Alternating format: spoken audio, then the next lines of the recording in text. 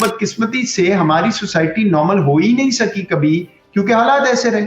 وہ سٹریس جب نکلتا ہے فرسٹریشن کے ذریعے تو وہ آپ کو سڑک پہ بھی نظر آتا ہے، وہ آپ کو گھر میں بھی نظر آتا ہے، چیخ و چہار میں بھی نظر آتا ہے. بحیثیت انسان مجموعی طور پہ ہم نے کچھ چیزیں تسلیم کر لی ہیں جو پہلے ہم کبھی تسلیم نہیں کرتے تھے. یہی پاکستانی نیو یارک لنڈن کے ایئرپورٹ پہ ایسی قطار میں کھڑا ہوتا ہے کہ دھاگا کھینچ سکتا ہے. پہلی جماعت سے یونیورسٹی تک جس طرح پاک سٹڈیز اور اسلامیات پڑھاتے ہیں نا، یہ تیسری چیز اس میں شامل کر دیں سیوکس کا کورس کہ شہریت کیا ہے. یہ سارا صرف تب کام کرے گا جب امیر اثر و رسوخ رکھنے والا بھی وہی کام کرے گا جو دوسرے کو کہہ رہے ہیں. یہ نہیں ہوگا تو پھر بات نہیں بنتی. گفتگو کی اس نشست میں خوش آمدید. میرا نام اعجاز حیدر ہے. آج کا موضوع گفتگو ہے شہریت کیا ہوتی ہے. میں اس کے بارے میں بہت عرصے سے اس حوالے سے سوچ رہا تھا کہ ایک زمانے میں جب میں اسکول میں طالب علم تھا تو شہریت جسے سیوکس کہا جاتا تھا ایک باضابطہ مضمون ہوا کرتا تھا. بہت سے جو سرکاری اسکول تھے ان میں بچوں کو مہینے میں ایک دفعہ یا مہینے میں 2 دفعہ لے جایا جاتا تھا. ان کو بتایا جاتا تھا کہ قطار کیسے بنتی ہے، اور ان کو ٹریفک پولیس کے ساتھ ٹریفک کو کنٹرول کرنا سکھایا جاتا تھا. اور اس قسم کی وہ تمام چیزیں جو کہ ہمیں اچھا شہری بننے میں مدد دیتی ہیں کہ آپ نے جو ہے وہ کوڑا اپنی گاڑی میں سے نکال کے سڑک پہ نہیں پھینک دینا. آپ نے اگر کوئی چیز استعمال کی ہے تو ذرا تھوڑی سی زحمت کر لیں اور جا کے دیکھ لیں کہ کوڑا دان جو ہے وہ کہاں پڑا ہوا ہے.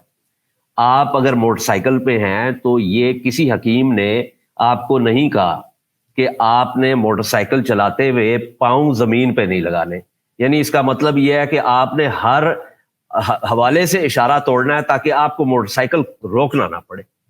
یہی معاملات جو ہے وہ ایس یو ویز کے ہیں کہ بھائی ریلوے پھاٹک پہ آپ کھڑے ہیں، ایک قطار بنی ہوئی ہے، اب آپ اوپر سے جا کے کھڑے ہو جائیں گے تو دوسری طرف سے جو آنے والا ہے اس کے لیے مسئلہ ہو جائے گا.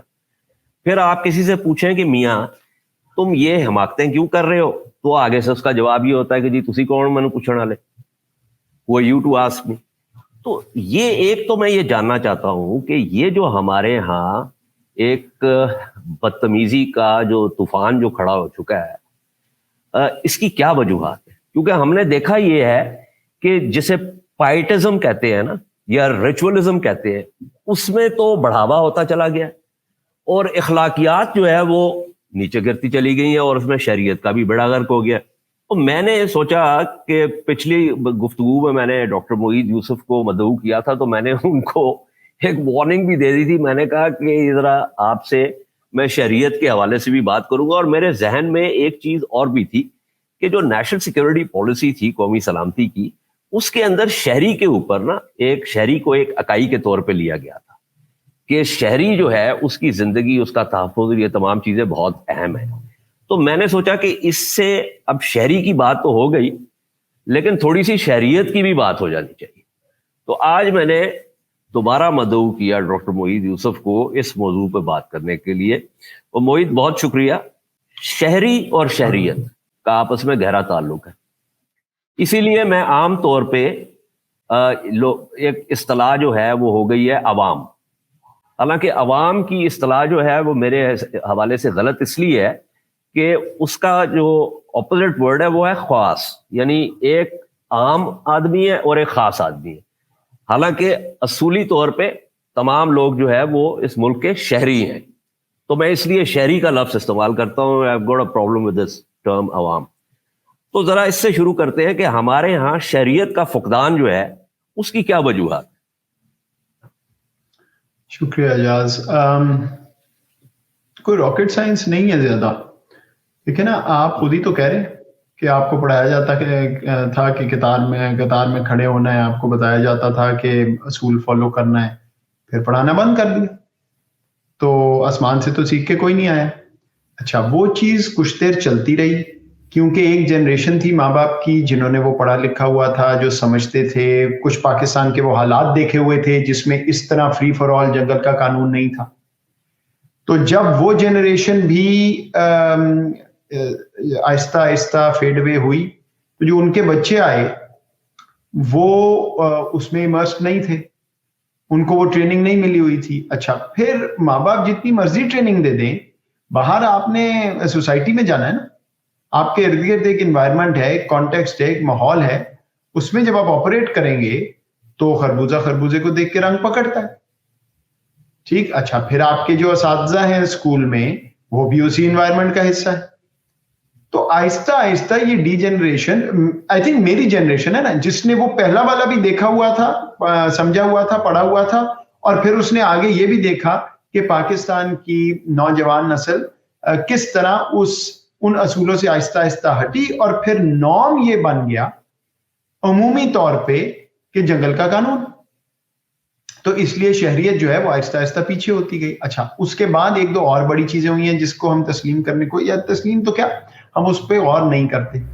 मैं आपको दो तीन इस्तिलाहात के साथ एक्सप्लेन करना चाहता हूं।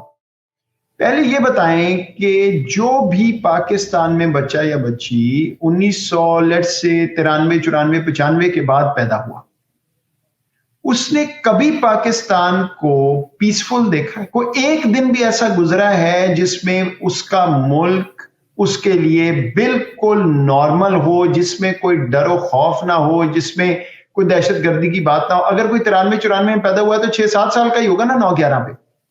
तो उसके बाद से तो बदकिस्मती से हमारी सोसाइटी नॉर्मल हो ही नहीं सकी कभी, क्योंकि हालात ऐसे रहे।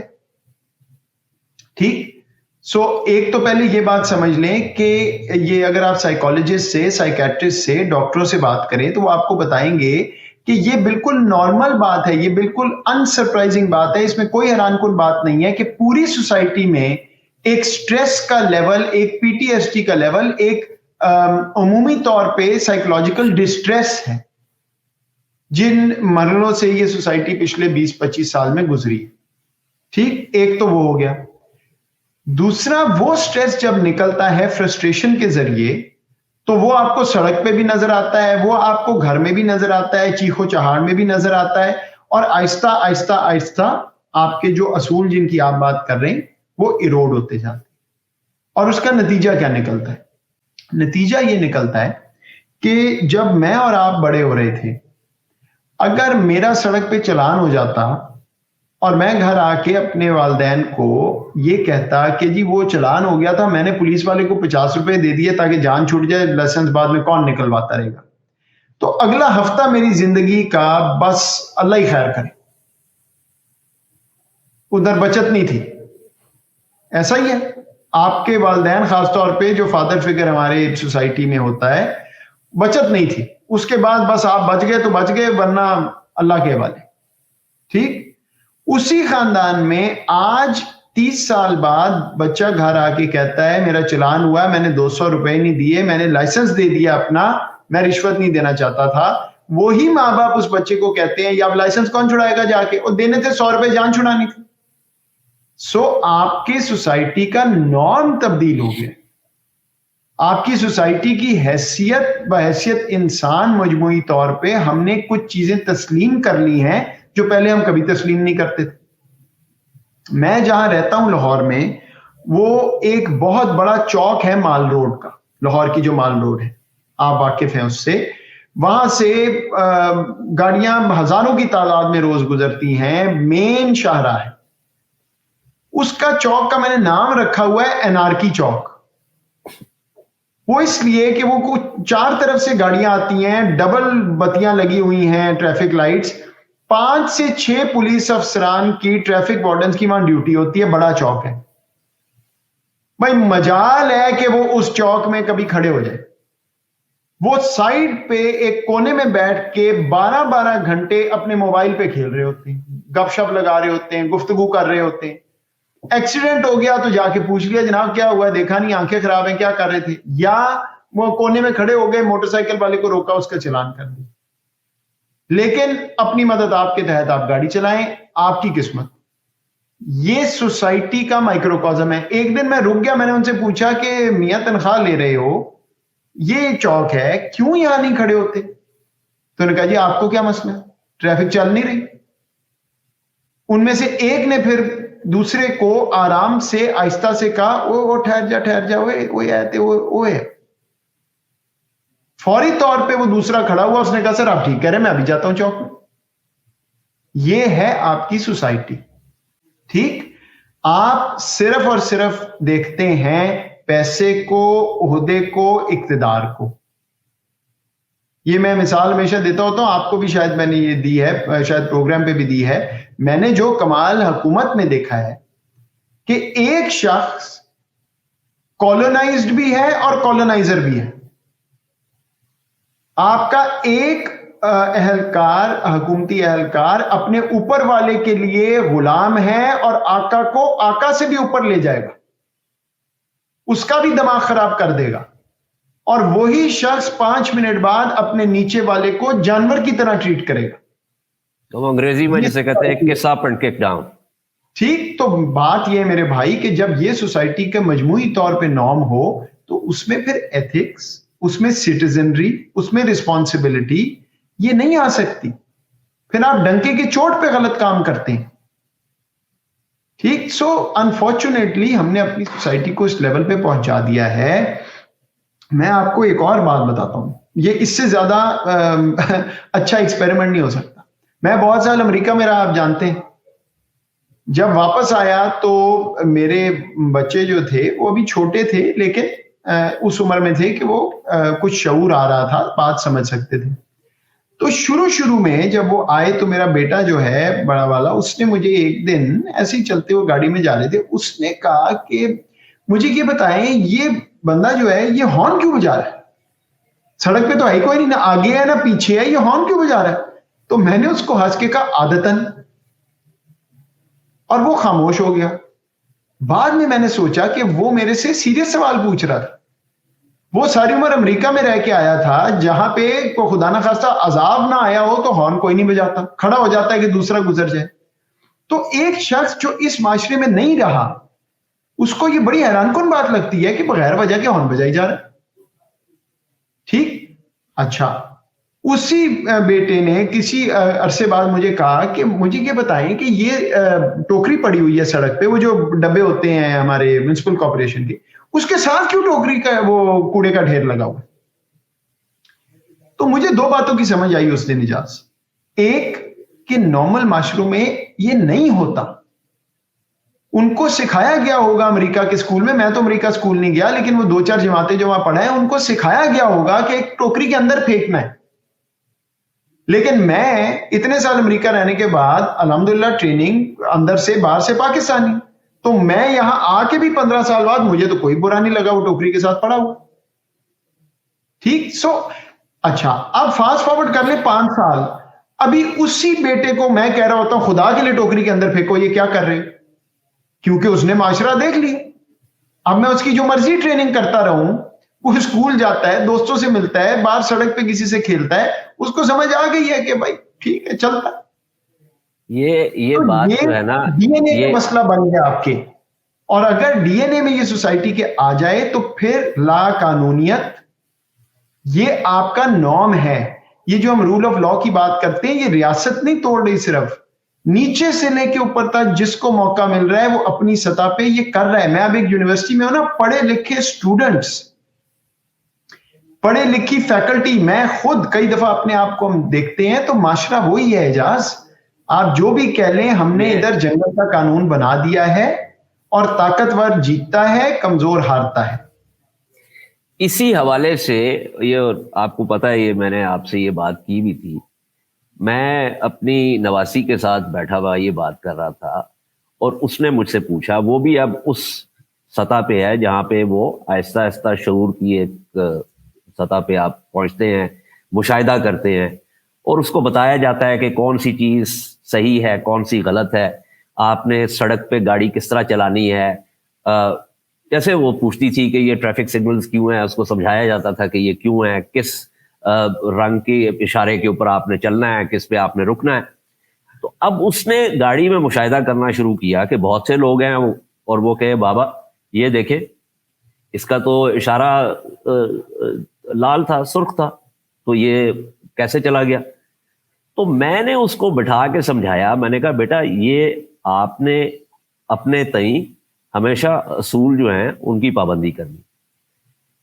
اس نے مجھ سے یہ سوال کیا اور یہ سوال پھر میں نے آپ کے سامنے بھی شاید آپ کو یاد ہو رکھا، اور اپنے جو دوسرے دوست ہیں جو اکانومسٹ ہیں، جو کہ نیو انسٹیٹیوشنل اکنامکس کے ماہرین سمجھے جاتے ہیں، ان کے سامنے بھی میں نے یہ رکھا. اس نے مجھ سے سوال کیا کہ اگر کسی جگہ پہ ہر کوئی اصول توڑ رہا ہے تو پھر جو اصول کے مطابق چل رہا ہے وہ کیسے جو ہے سروائیو کرے گا؟ اور بھائی یہی مسئلہ ہے نا. اب یہ ایک intellectually from the point of view of new institutional economics یہ ایک بہت اہم سوال ہے کہ آپ اگر if you're the one who's following the rules and no one else is, then are you the aberration? Because problem deeper ہے بھائی, پرابلم ڈیپر ہے. دیکھیں میری بات سنیں, ایک ہے کہ آپ کو پتا ہے آپ غلط کام کر رہے ہیں, آپ کر گزرے, آپ کو کسی نے بٹھایا اور سمجھایا کہ بھائی یہ ٹھیک نہیں ہے, آپ نے تبدیلی کرنے کی کوشش کی. ایک ہے کہ آپ اس لیول پہ آ گئے ہیں معاشرے میں کہ آپ کو لگتا ہی نہیں ہے وہ غلط کام, بھائی ہے ہی نہیں غلط کام. ٹوکری پڑی ہوئی ٹوکری کے ساتھ پھینکنا غلط کام ہے ہی نہیں, تو آپ اندر پھینکیں گے کیوں؟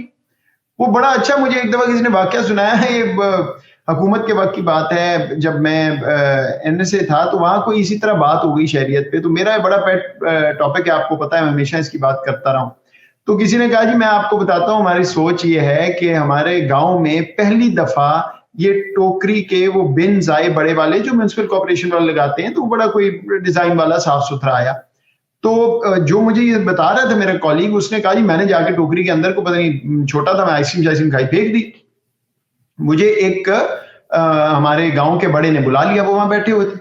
انہوں نے کہا ادھر آؤ, یہ تم نے کیا حرکت کی ہے, یہ اس طرح کرتے ہیں چیزیں جو ہیں معاشرے میں, یہ وہ فلاں لیکچر دینے کے بعد, اور آخری جملہ بولا نئی ٹوکری وہ لگا کے گئے ہیں, تم نے ٹوکری کے اندر پھینک دی. تو بھائی بات یہ ہے کہ جب آپ کو یہ لگتا ہی نہیں کہ غلط ہے تو پھر صحیح کرنے کی تو بات نہیں ہے. تو چلیں یہ کمپلین وہ تو چلو معصومانہ بات تھی. یہ اچھا پڑھا لکھا بھی یہی کر رہا ہے, جس کو آپ نے نہیں پڑھایا وہ بھی یہی کر رہا ہے. اچھا اب وہ تھوڑا زیادہ اگر کر رہا ہے تو اس کو لان تان ہو رہی ہے کہ یہ دیکھو جاہل آدمی, ان پڑھا. اور بھائی اس کو پڑھانا کس نے تھا؟ اسی ریاست کا کام نہیں تھا, میرا اور آپ کا کام نہیں تھا. میں تو اپنے بچے کو لاکھ روپے فیس دے کے پڑھا رہا ہوں, جو میں نے پبلک سکولوں کا حال بنا دیا اس ملک میں, اس کا کیا قصور ہے بیچارے کا؟ تو یہ چیزیں ہمیں دیکھنا پڑیں گی. چلیں اب یہ کافی کریبنگ ہو گئی ہے, میں اس کا حل ہمیں ڈھونڈنا ہے. تو میرے نزدیک 3 چیزیں میں آپ کو آپ کے سامنے رکھتا ہوں.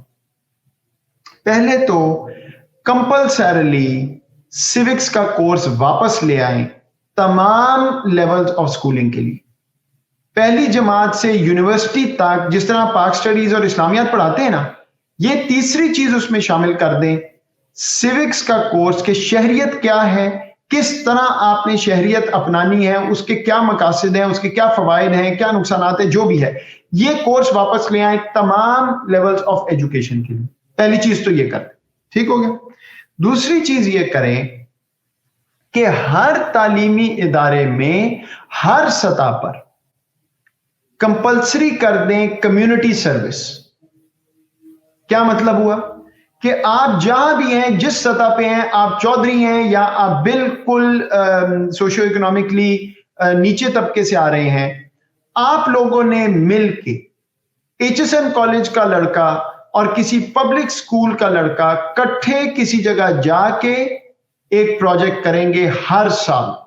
کبھی آپ کوڑا صاف کریں گے, کبھی آپ ہسپتال میں جائیں گے, کبھی آپ کسی آرفنیج میں جائیں گے, وہاں جا کے پڑھائیں گے. وہ کنیکشن بنانا شروع کریں گے تو انسان اللہ تعالیٰ نے ایک ایسا معجزہ بنایا ہے, کیا ہے کہ وہ خود سے سیکھے گا اور اپنے آپ کو آہستہ آہستہ, سارے نہیں کریں گے, 50% کر لیں گے, 30% کر لیں گے, لیکن معاشرے میں آہستہ آہستہ آہستہ تبدیلی آنا شروع ہو جائے گی. اور تیسری چیز یہ ہے, میں ابھی ایک بی این یو میں ہم کوشش کر رہے ہیں ایک سینٹر فار کیریکٹر بلڈنگ بنانے کی. اس کا مقصد کیا ہے؟ اس کا مقصد یہ ہے کہ جو تمام سیوکس کا کانسیپٹ, شہریت کا کانسیپٹ ہے, اس کو آپ باضابطہ ایک سسٹم کے اندر لائیں.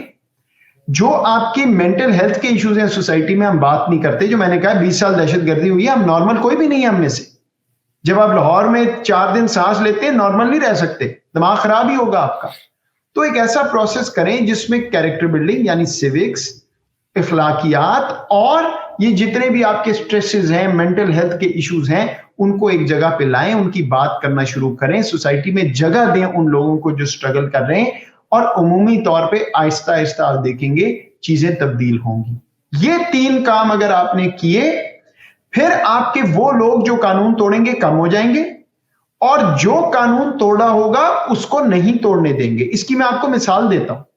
آپ یہ دیکھیں, نارم شفٹ ہو جائے گا.